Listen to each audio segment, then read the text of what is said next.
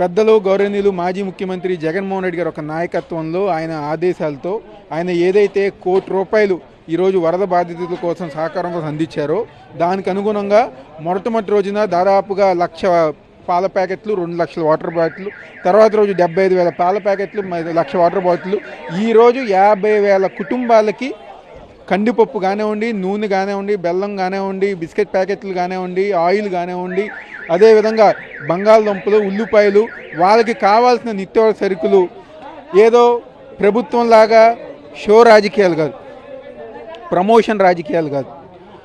ఎవరైతే బాధితులు ఉన్నారో వాళ్ళకి ఇంటింటికి గుమ్మం ముందుకి మా వైఎస్ఆర్ కాంగ్రెస్ పార్టీ నాయకులు కార్యకర్తలు అందించే విధంగా జగన్మోహన్ రెడ్డి గారు ఒక ఆదేశాలతో పెద్దలు మాజీ మంత్రివర్యులు శాసన మండలి ప్రతిపక్ష నాయకులు బొత్స సత్యనారాయణ గారు ఒక ఆధ్వర్యంలో మా నగర నాయకులు అందరూ గారు ఈరోజు పేదలకు పంచడం జరుగుతుంది. ఒక రోజులో 50,000 మందికి పంపిణీ సాధ్యమయ్యే పనేనా? ఈరోజు అంటే ఒక రోజు కాదు, ఈరోజు అవుతుంది, రేపు అవుతుంది, 2 రోజులు గారా.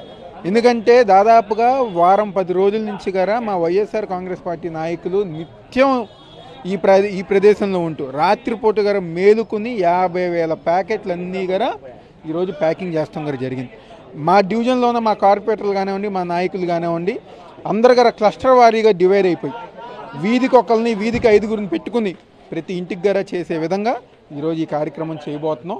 తప్పకుండా ఇంటింటికి ఇచ్చే విధంగా జగన్మోహన్ రెడ్డి గారు ఒక ఆదేశం. ఎందుకంటే ఈ రోజుకి గారా ప్రభుత్వం సరిగ్గా స్పందించట్ల. ఒక్కసారి మనం కనుక వరద ప్రాంతాల్లోకి వెళ్తే ఈ రోజుకి గారా స్వయాన వాళ్ళ మంత్రులే అధికారులు తిట్టే పరిస్థితికి వచ్చింది. ఈ రోజున జగన్మోహన్ రెడ్డి గారి ప్రభుత్వంలో ఇలాంటి పరిస్థితి వచ్చిందా?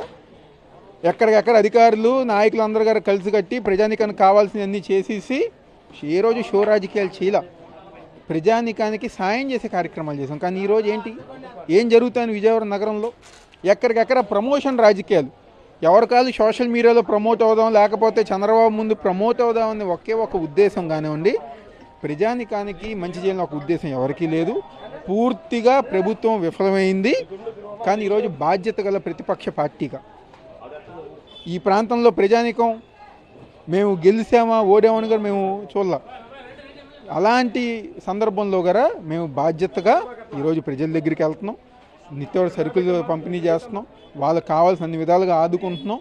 తప్పకుండా ఏదైతే ఇంటింటికి పంపిణీ కార్యక్రమంలో విజయవంతం చేసే విధంగా ముందుకెళ్తుందో జరుగుతుంది.